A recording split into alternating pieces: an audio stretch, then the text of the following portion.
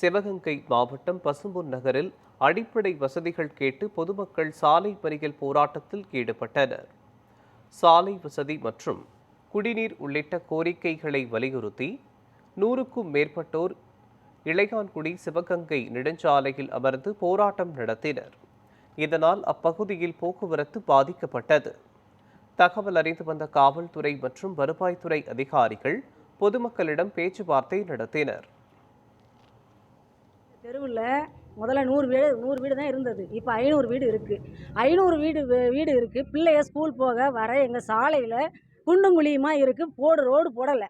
Road போட்டு கல் metal பரப்புனாங்க. அதுக்கப்புறம் தார் ஊற்றவே இல்லை. தார் போட்டுட்டாங்கிறது தெரியலை எங்களுக்கு. பிள்ளைய ரொம்ப கஷ்டப்படுது. அடுத்தது மின் வசதி. எங்களுக்கு வந்து டிரான்ஸ்ஃபர் ஒன்று வேணும். எங்கள் ஏரியாவுக்கு டிரான்ஸ்ஃபர் இருந்தால் மட்டும்தான் கரண்ட் கட் ஆகாமல் இருக்கும். அடிக்கடி கரண்ட் கட் ஆகிறதுனால படிக்கிற பிள்ளைகளுக்கு சிரமமாக இருக்குது. 3வது குடிநீர் வசதி. குடிநீர் வசதிங்கிறது நல்ல தண்ணிங்கிறது இங்கே கிடைக்கவே இல்லை. பைப்பு போட்டு பல வருஷம் ஆச்சு, தண்ணி வரவே இல்லை. அதனால குடிநீர் வசதியை செஞ்சு கொடுங்க. எங்களுக்கு 3 வசதிகள், சாலை வசதி, மின் வசதி, குடிநீர் வசதி 3ம் எங்கள் பசும்பொன் நகருக்கு வேணும். அதுக்காக நாங்கள் பொதுமக்கள் ஆர்ப்பாட்டம் பண்ணுறோம். இன்னைக்கு எம்எல்ஏ வந்து எங்களோட பிரச்சனைகளை தீர்த்து வைக்கணும்.